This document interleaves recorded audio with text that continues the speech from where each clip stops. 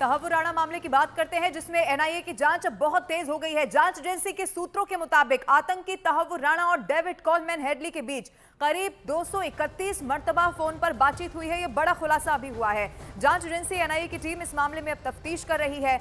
231 call details के बारे में तहव्वुर राणा से पूछताछ अब होगी। जांच एजेंसी एनआईए हेडली और तहव्वुर राणा के बीच हुए बातचीत का मकसद और उससे जुड़े मामले पर पूछताछ करेगी। कई सारे ऐसे सवाल पूछे गए जिसका जवाब नहीं दिया है अभी भी तहव्वुर राणा ने, और इसी के बाद ये जानकारी मिली कि 231 बार फोन पर बातचीत हुई है। ये बातचीत में क्या कुछ और निकलकर सामने आता है, कितना ये आतंकी तहव्वुर राणा बताता है, ये भी देखना होगा, क्योंकि इस वक्त एनआईए के सूत्रों के हवाले से बहुत बड़ी खबर है। 231 मर्तबा फोन पर बातचीत हुई है और ये वही हेडली है जिसका सबसे बड़ा मददगार अगर उस वक्त पर कोई साबित हुआ तो वो यही तहव्वुर राणा था। और आइए अब आपको बताते हैं कि आखिर 231 कॉल डिटेल्स के बारे में तफ्तीश आखिर क्या कुछ यहां पर कहानी बयां करती है। पहली यात्रा 32 कॉल, दूसरी यात्रा 23 कॉल, तीसरी यात्रा 40 कॉल, चौथी यात्रा औपचारिक बात यहां पर नहीं हुई। लेकिन राणा और हेडली की कब कब ये बातचीत हुई है देखिए, और किस किस यात्रा में ये बातचीत कितनी बार हुई है, ये बहुत बड़ी डिटेल है। और देखिए चौथी यात्रा में कोई औपचारिक बातचीत यहां पर नहीं हुई, ये बहुत बड़ा खुलासा यहां पर हुआ है। वहीं पांचवी यात्रा का जिक्र करें तो 37 बार बातचीत हुई है मोबाइल के जरिए। छठी यात्रा के दौरान 33 कॉल यानी कि 33 बार बातचीत। वहीं सातवीं यात्रा औपचारिक बात यहां पर नहीं हुई है। आठवीं यात्रा में 66 बार मोबाइल के जरिए बातचीत यहां पर की गई है, यानी कि कुल आंकड़ा यहां पर बातचीत का आता है 231। अब इतनी बड़ी बातचीत का जो खुलासा यहां पर हुआ है, इसमें कितनी बड़ी साजिश रची गई, कब कब रची गई, हथियारों को लेकर, आतंकियों को लेकर, इस पूरी प्लानिंग को लेकर अब बहुत सारे खुलासे इसी बातचीत के जरिए भी सामने आएंगे।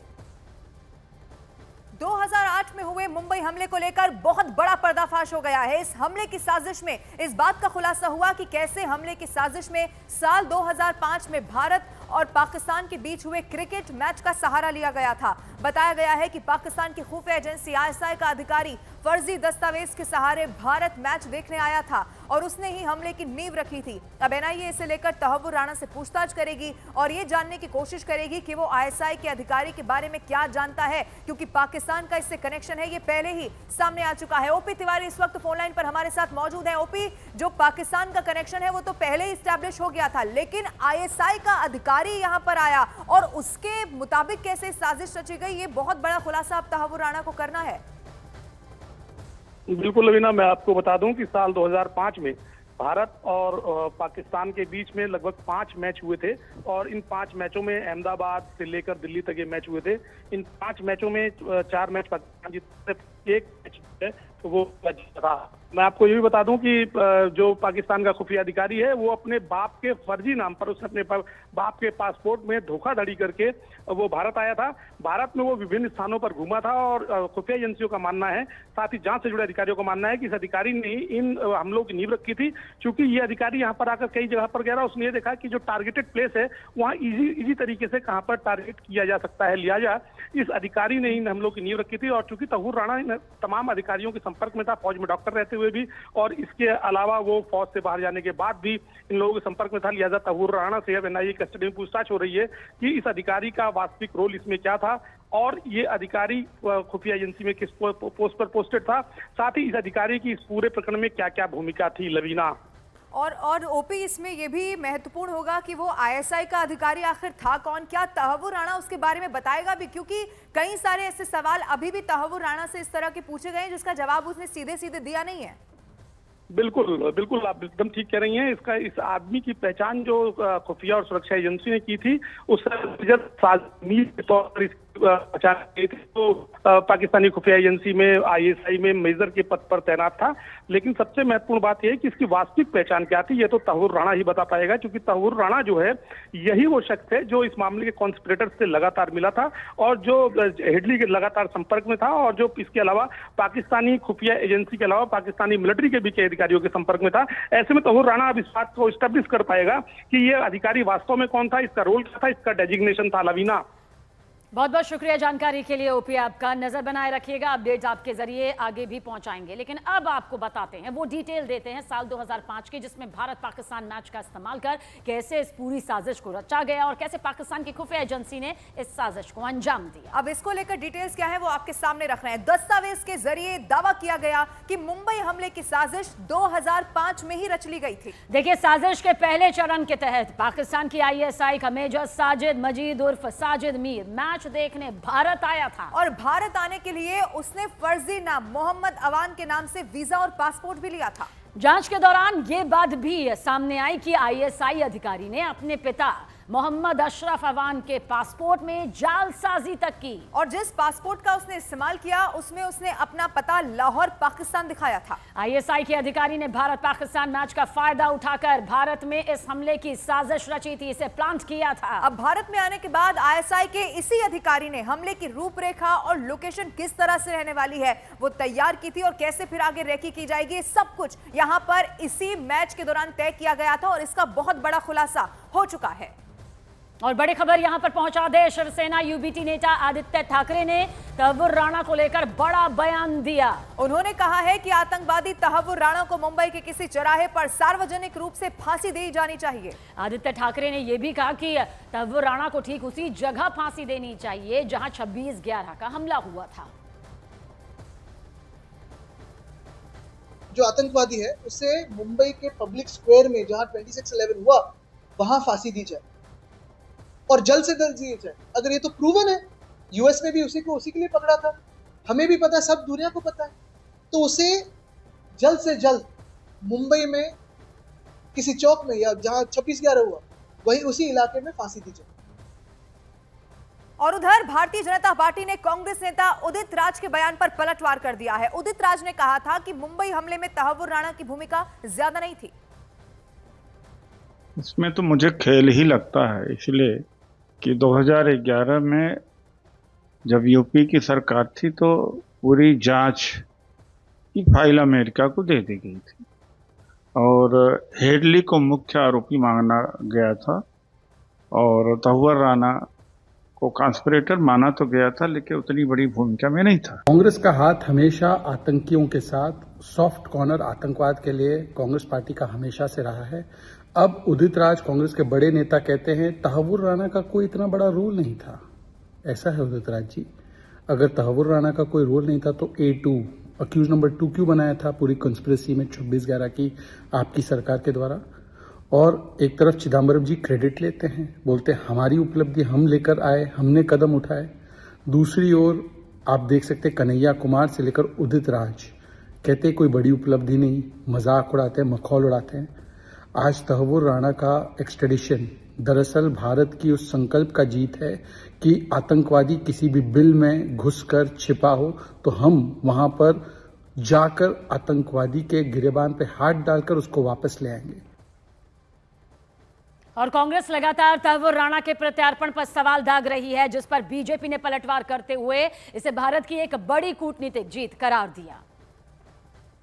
यहां से केवल लोग पैसे लूट के, बैंक लूट के विदेश जा रहे हैं। एक भी आदमी आया, चाहे नीरव मोदी हो, ललित मोदी हो, विजय माल्या हो, चाहे और कोई हो, जितने लोग गए जो बैंक को खाली करके गए, एक आदमी के ला पाए? कुछ नहीं। कांग्रेस की सरकार में आतंकवादी हमले होते भी थे और आतंकवादियों को शरण देने वालों को प्रधानमंत्री के निवास पर बुलाकर, कार्यालयों में बुलाकर मिलाया जाता था।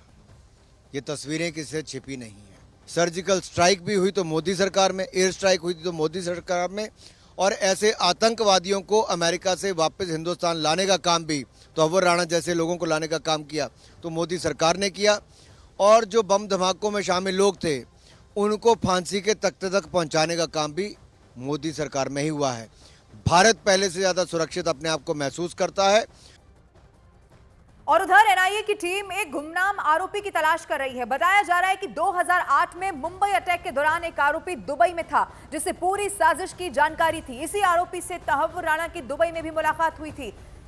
डेविड हेडली ने तहव्वुर राणा की मुंबई में दुबई में, माफ कीजिएगा, इस शख्स से मुलाकात करवाई थी और अमेरिका में पकड़े जाने के बाद राणा ने अमेरिका की जांच एजेंसियों के सामने इस शख्स के बारे में बड़ा खुलासा किया था। इसी पर अमेरिका ने रिपोर्ट भी बाकायदा तैयार की थी। वो रिपोर्ट न्यूज 18 इंडिया के हाथ लग गई है। अमेरिकी एजेंसियों ने चैट और बातचीत की रिपोर्ट एनआईए से साझा की है। अब एनआईए पता लगाएगी कि वो शख्स कौन था जिसे तहव्वुर राणा हमले से पहले दुबई में मिला था, और उस शख्स का नाम सामने आने के साथ ही बहुत बड़े खुलासे भी हो सकते हैं। लेकिन देखना होगा तहव्वुर राणा कितना इसके बारे में बताता है। और इसी को लेकर एनआईए को जो ये रिपोर्ट सौंपी गई है वो न्यूज 18 इंडिया के पास इस वक्त मौजूद है। डेविड हेडली ने दुबई में एक शख्स से मुलाकात कराई थी, उसका क्या संबंध था, और जो मुंबई में धमाका हुआ उसने उसमें किस तरह से इस पूरी साजिश को अंजाम देने में मदद की थी, ये भी देखना होगा। और हमारे सहयोगी आनंद तिवारी ज्यादा जानकारी के साथ। आनंद, एक के बाद एक कई बड़े खुलासे हो रहे हैं और कुछ बड़े खुलासे का होना अभी बाकी भी है, लेकिन आज दूसरा दिन है ये पूछताछ का। पूरी प्रक्रिया, वो सवालों की फहरिस्त यहां पर आपसे जानना चाहेंगे, समझना चाहेंगे कि वो संभावित तस्वीर क्या आ सकती है सामने। देखिए सबीना, दुबई कनेक्शन की जांच भी एनआईए करेगी, क्योंकि डेविड कोलमैन हेडली ने तहव्वुर राणा को दुबई में एक शख्स से मुलाकात कराई थी। तो वो शख्स के बारे में, ये गुमनाम शख्स कौन है, एनआईए जानना चाहती है। क्या वो पाकिस्तानी सेना का कोई बड़ा अधिकारी था, या लश्कर का कोई टॉप कमांडर था, या पाकिस्तानी आर्मी का कोई अफसर था, ये तमाम चीजों को एनआईए जानना चाहती है। और तहव्वुर राणा ने जब उस शख्स से मुलाकात की तो उससे क्या 26/11 हमले की पूरी साजिश का पता था, और क्या उसे पता था कि 26/11 होने वाला है। ऐसा वो कौन शख्स था जिससे डेविड कोलमैन हेडली पहले मिल चुका था और फिर उसे तहव्वुर राणा को मिलने डेविड कोलमैन हेडली ने उसे दुबई भेजा। इसके अलावा उत्तर प्रदेश कनेक्शन की भी जांच जो है एनआईए करेगी, जो तहव्वुर राणा है उसका। इसके अलावा साल 2005 में ही लश्कर की 26/11 की जो साजिश थी, जो रची गई थी, उसके बारे में डेविड कोलमैन हेडली ने तहव्वुर राणा को बता दिया था।